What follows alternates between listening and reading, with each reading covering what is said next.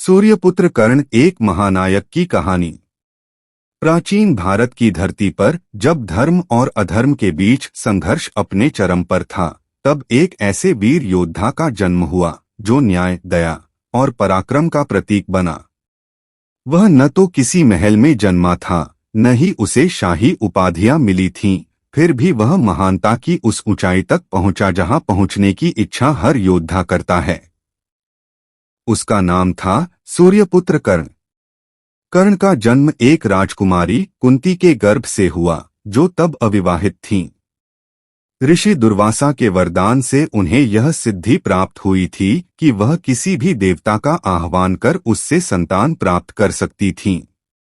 जिज्ञासावश उन्होंने सूर्यदेव का आह्वान किया और परिणामस्वरूप उन्हें एक तेजस्वी पुत्र की प्राप्ति हुई, कर्ण। परंतु समाज के डर और मर्यादा के कारण कुंती ने उस नवजात शिशु को एक ताबीज और कवचकुंडल सहित एक डलिया में रखकर नदी में बहा दिया। यही शिशु बाद में अधिरथ नामक सारथी और उसकी पत्नी राधा को मिला, जिन्होंने उसे अपना पुत्र मानकर पाल पोसकर बड़ा किया। इसीलिए कर्ण को लोग राधेय भी कहते हैं, राधा का पुत्र। कर्ण ने बाल्यकाल से ही असीम प्रतिभा और अद्भुत साहस का परिचय दिया। उसका मन सदैव युद्धकला, धनुर्विद्या और वीरता में रमा रहता था। परंतु समाज ने उसे कभी सम्मान की दृष्टि से नहीं देखा। एक सारथी पुत्र होने के कारण उसे क्षत्रिय नहीं माना गया और वह कई बार तिरस्कृत हुआ। उसका सबसे बड़ा सपना था महान धनुर्धर बनना, पर जब वह गुरु द्रोणाचार्य के पास गया तो उन्होंने उसे शिष्य बनाने से मना कर दिया, यह कहकर कि वह क्षत्रिय नहीं है। लेकिन कर्ण ने हार नहीं मानी। वह गया महान गुरु परशुराम के पास, जिन्होंने केवल ब्राह्मणों को शिष्य बनाना स्वीकार किया था। कर्ण ने स्वयं को ब्राह्मण बताकर उनसे शिक्षा प्राप्त की और अस्त्र शस्त्र विद्या में पारंगत हो गया। परंतु जब परशुराम को यह ज्ञात हुआ कि कर्ण ब्राह्मण नहीं बल्कि एक सारथी पुत्र है, तो उन्होंने क्रोधित होकर उसे शाप दे दिया, जब तुम अपने जीवन की सबसे जरूरी लड़ाई लड़ रहे होगे, तब तुम्हें अपने दिव्य अस्त्र याद नहीं आएंगे। यह शाप बाद में उसकी मृत्यु का कारण बना। कर्ण की सबसे बड़ी पहचान उसकी दानवीरता थी। वह कभी भी किसी याचक को खाली हाथ नहीं लौटाता था। कहते हैं कि उसने कभी ना कहना सीखा ही नहीं। यही कारण था कि वह दानवीर कर्ण के नाम से जाना गया। एक दिन स्वयं इंद्रदेव अर्जुन के पिता ब्राह्मण के वेश में आए और कर्ण से उसका स्वर्ण कवचकुंडल मांग लिया, जो उसे जन्म से प्राप्त थे और उसकी रक्षा करते थे। कर्ण ने बिना कुछ सोचे वह अमूल्य कवचकुंडल उतार कर दे दिए, यह जानते हुए भी कि इससे उसकी मृत्यु का मार्ग प्रशस्त हो जाएगा। इंद्रदेव उसकी इस दानशीलता से द्रवित हुए और उसे शक्ति अस्त्र प्रदान किया, जिसे वह जीवन में केवल एक बार प्रयोग कर सकता था। कर्ण और कुरुक्षेत्र। महाभारत का युद्ध न केवल दो कुलों का संघर्ष था, बल्कि यह धर्म और अधर्म, न्याय और अन्याय के बीच की एक गहरी लड़ाई थी।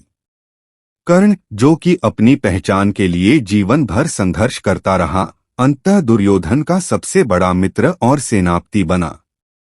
जब कर्ण को ज्ञात हुआ कि वह कुंती का पुत्र है और पांडवों का बड़ा भाई है, तब भी उसने अपनी मित्रता का धर्म नहीं तोड़ा। कुंती ने उससे वचन मांगा कि वह युद्ध में अर्जुन को छोड़कर किसी पांडव को नहीं मारेगा। कर्ण ने यह वचन भी दिया। यहाँ कर्ण की महानता फिर से उजागर होती है। वह न केवल एक महान योद्धा था, बल्कि अपने वचनों का पालन करने वाला सच्चा नायक भी था।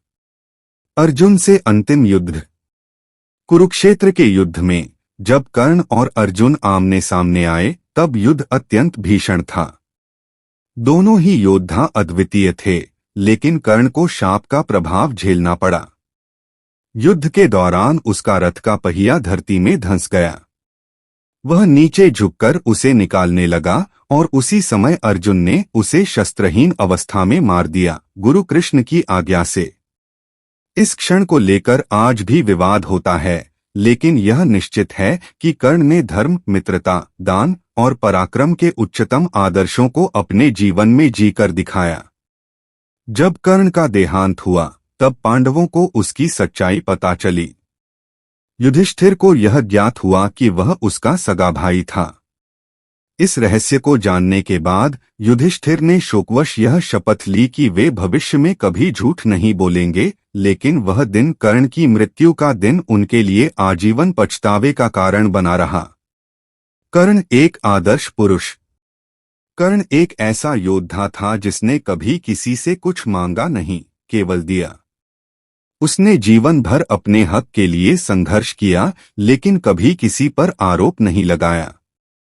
उसके पास यदि कुछ था तो वह था स्वाभिमान, साहस और अथाह दानवीरता। वह नायक था जिसने अपमान सहा, लेकिन बदले में कभी द्वेष नहीं पाला। वह योद्धा था जिसने मृत्यु को गले लगाया, लेकिन अपनी मित्रता, वचन और धर्म का पालन अंतिम सांस तक किया।